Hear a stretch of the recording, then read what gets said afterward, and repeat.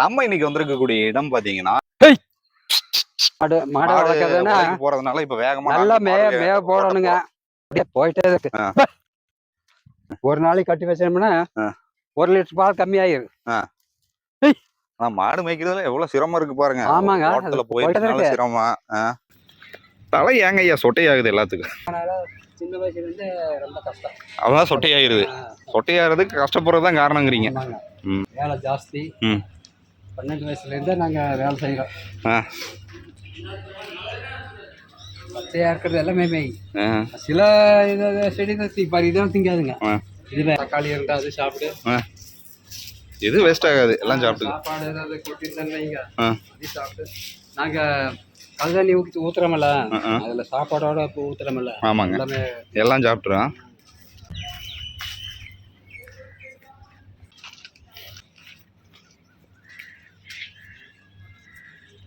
பெடதாபுரம் அப்படிங்கிற ஒரு கிராமத்தை நோக்கி தான் வந்திருக்கோங்க. இந்த வண்டியில நான் அப்படியே போயிட்டு இருக்கும்போது ஒரு ஐயா வந்து ஒரு 4 மாடுகளை அப்படியே மேய்ச்சிட்டு போயிட்டே இருந்தாரு காலை வேலையில.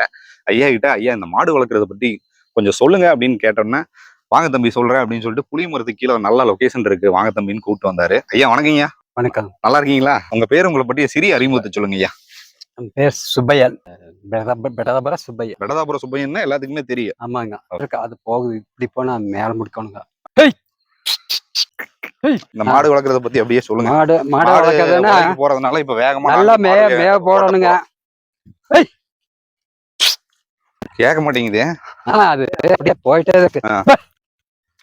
வாயில ஜீவனுக்கு சொன்னா கேக்குங்களா? அதாவது கேக்கு. அறிவான மாடு. அறிவான மாடுங்களா? எங்க சொல்லுங்க பாப்போம்.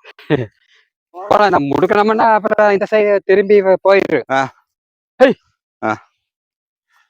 நல்லா மேவு நல்லா போடணுங்க, மேய்க்கணும். தண்ணி கழு தண்ணி எல்லாம் நல்லா வைக்கணும். அப்புறம் பருத்தி கொட்டை, இந்த புண்ணாக்கு தண்ணி எல்லாமே வைக்கணும். அப்பதான் மாடு நல்லா ஆரோக்கியமா வளரும்.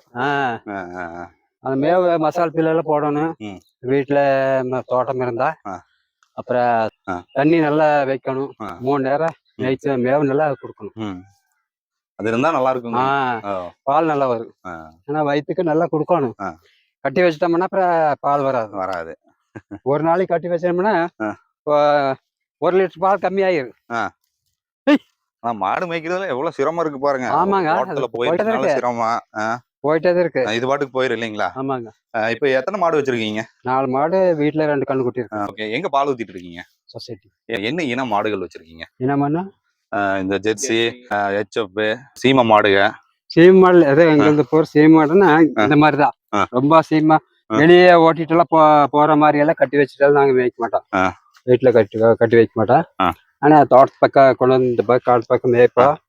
சாயந்தரம் கொண்டு போய் 2 நேரம் காலையில 9 மணிக்கு கொண்டு ஓட்டிட்டு வந்தோம்னா மத்தியானம் 1 மணி 12 மணிக்கு ஓட்டிட்டு போயிருவோம். வீட்டுல கொண்டு போய் தண்ணி கட்டிடுவோம். மறுபடியும் பால் கறந்துட்டு 4 மணிக்கு மறுபடியும் இந்த மாதிரி கொண்டு வந்து மேய்ப்போம். அப்படியே மேலேயே போகும். மேல போயிருங்களா? அப்படியே இது மேல ஏறலாங்களா? நம்ம போலாமே, வாங்க போலாம். கொஞ்சம் ஈரமா இருக்கிறதுனால இந்த பிள்ளை இப்பதான் மழை பெஞ்சதுனால தலைஞ்சிருக்குது. தலைய மழை இல்லாத டைம்ல வேற சுத்தமா இல்ல. ஐயா உங்களுக்கு வயசு எவ்வளவு ஆச்சுங்க? உங்களுக்கு 64 ஆச்சு. எத்தனை வருஷமா மாடு வளர்த்துட்டு இருக்கீங்க?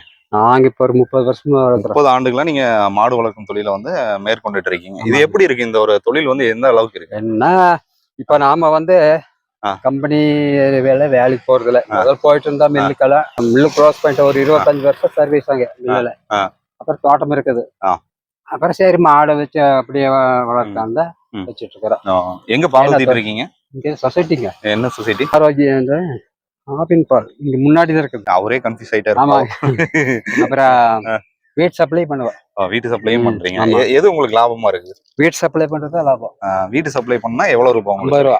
50 ரூபாய் கிலோ. ஒரு லிட்டர் 50 ரூபா. 50 ரூபா. அங்க சொசைட்டிக்கு ஊத்தினோம்னா சொசைட்டில வந்து என்ன பாயிண்ட் வருதோ அதான் கொடுப்பாங்க. 34 வரும், 35 வரும், 40க்குள்ள 40 இருந்து கீழே தான் வரும். 34 35 வரும். அவ்வளவுதான் வரும். அவ்வளவுதான். வீட் சப்ளை வந்து நீங்க டைரக்டா போய் சப்ளை பண்ணுவீங்களா? வந்து வாங்கிப்பாங்க. இப்ப இந்த மாடு ரெகுலரா நாங்க கொண்டு போய் ஒவ்வொரு வீட்டுக்கால கொடுக்குற டைம்ல நாங்க தோட்டத்துல பூவெல்லாம் போட்டுக்கிறோம். பூ எடுக்கோம், அப்புறம் இது பாப்போம், மாடும் பாப்பா, பூ தோட்டம் தண்ணி கட்டிட்டு எல்லாம் வேலையும் பாக்குது. என்ன தீவனம் கொடுத்துட்டு இருக்கீங்க? மாடு மசால் பில்லு. மசால் பில்லு. மசால் பில்லு, இந்த சோள தட்டு இருக்கல, வார்த்தட்டு, அது காஞ்ச தட்டு அது கொடுத்துட்டு இருக்கீங்க. பரவாயில்லைங்களா? பரவாயில்ல. இது ஒரு நாள் ஒரு நேரம் கொடுக்கணும். ஒரே இது கொடுத்தோம்னா பச்சை மேவு மசால் பில் போட்டா கொஞ்சம் பால் அதிகமா வரும். காஞ்ச தட்டு போட்டா கம்மியா வரும். எவ்வளவு உங்களுக்கு இதுல வருமானம் கிடைக்குதுங்க? 10-20 லிட்டர் பால் வருதுன்னு வைங்க. 10 லிட்டர் சொசைட்டிக்கு ஊத்தினோம்னா அதுல கம்மியா தான் வரும். அந்த மாட்டு தீவனம் அது இது வாங்கி போட, பத்தி கொட்டை எல்லாம் போடுறதுக்கு கட்டுப்படி ஆகாது. வீட் சப்ளை பண்ணோம்னா கொஞ்சம் அது 20 ரூபா எக்ஸ்ட்ரா வருதுல்ல. என்ன மாட்டு இந்த வீட்டு சப்ளை இல்லாம சொசைட்டிக்கே ஊற்றினா இதுக்கு சரியா போகும். வருமானம் அதிகமா வராது. பரவாயில்லைங்களா? இதுல வருமானம் வந்து என்ன பரவாயில்லைங்கிறது, நாங்களே பால் வாங்க வேண்டிய நாங்களே சாப்பிட்டுக்கலாம். தயிர், மோரெல்லாம், பால், அப்புறம் இதை சப்ளை பண்ணிக்கலாம். ஏன்னா இது வந்து மாடு வளர்த்தா எங்க தோட்டத்துக்கு எருவாய்க்கு எருவு வாங்க வேண்டியதில்லை.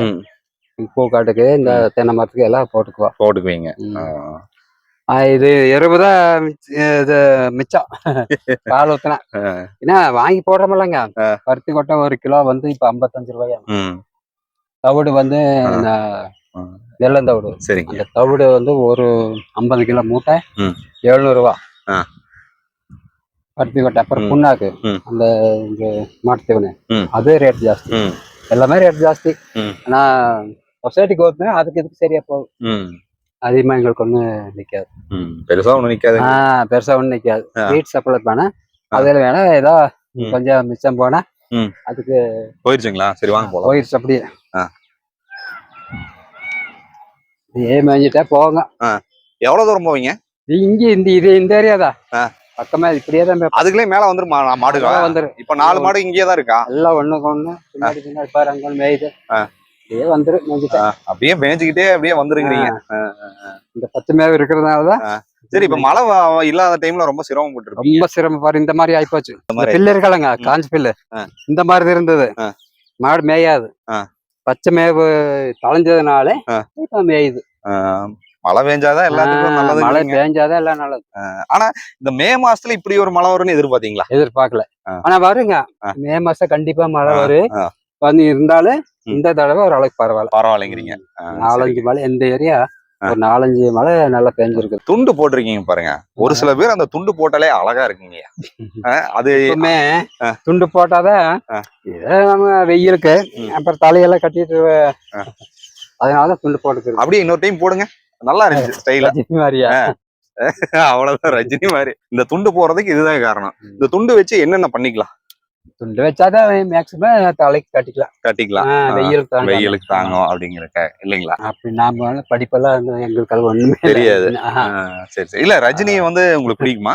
இருந்தாலும் நம்ம எல்லாம் பாக்குற ரஜினி பிடிக்கும், விஜய் பிடிக்கல. இந்த ஊரை பத்தி சொல்லுங்க, பெடதாபுரத்தை பத்தி. இந்த ஊர் எப்படி இருக்கு? இந்த ஊரை பத்தி கொஞ்சம் சொல்லுங்க. எத்தனை வீடுகள் இருக்கு? என்னென்ன மாதிரியான மக்கள் வந்து இருக்காங்க? 200 வீடு மேல இருக்குங்க. எல்லாம் நிறைய ஆயிடுச்சு பல வீடு. முன்னாடி எல்லாம் விவசாய நிலங்கள் நிறைய இருந்துச்சு. இப்ப எல்லாம் வீடு கட்டி எல்லாமே விவசாயம், காடு பூரா எல்லாம் வித்து விவசாயம் இப்ப இல்லாம போயிருச்சு இல்லைங்களா? சைட்டு போட்டு வீடு கட்டி இந்த காடு இருக்கிறவங்க இந்த நிலம் இருக்குன்னு வைங்க, இதுல எத்தனை வீடு வர அந்த ஒட்டுமொத்தமா கொடுத்துடுறாங்க. அப்புறம் அவங்க ஒரு ஆள் வாங்கி எல்லாம் சேல்ஸ் பண்றாங்க. ஒவ்வொருத்தருக்கா லட்சக்கணக்கில் ஒரு சென்ட் வந்து இப்ப 8 லட்சம் 9 லட்சம் ஆகுதுங்க. அந்த ரேஞ்சுக்கு வந்துட்டு இருக்கு. ஆமாங்க, 10 ரூபா பக்கம் வந்துருச்சு. மாடு வளர்க்குறதுல உங்களுக்கு ஆர்வம் எப்போ ஏற்பட்டுச்சு? எங்களுக்கு வந்து நாம 15 வயசுல இருந்தே நாங்க மாடு பார்த்து அப்படியே பழகிட்டோம். அப்புறம் சொந்தமா நாங்களே வச்சு அப்படியே வளர்த்துட்டு இருக்கோம். சரிங்க, உங்களோட மாடு மேய்க்கக்கூடிய நேரத்துல நிறைய தகவல்கள் எங்ககிட்ட பகிர்ந்துட்டீங்க. ஜாலியாவும் பேசுனீங்க. அப்படியே ஓடியும் நீங்க வேலை செய்யறதையும் நம்ம வீடியோ பண்ணோம். ரொம்ப நன்றிங்க. சரிங்க. ஓகே. இது பாத்தீங்கன்னா உண்மையா பிக்ஸ் பண்ணி இந்த வீடியோ பண்றோம் அப்படிங்கிற மாதிரி எல்லாம் இல்லாம, தொடர்ந்து நம்ம சிவாரன் டிவி பார்க்கணும்னு போட்டீங்கன்னா சப்ஸ்கிரைப் பண்ணீங்க. யதார்த்தமான பல வீடியோக்கள் நம்ம சேனல் வழியா காத்துட்டு இருக்கு. டில் தென் பை ஃப்ரம் உங்கள் சிவா. நன்றி, வணக்கம்.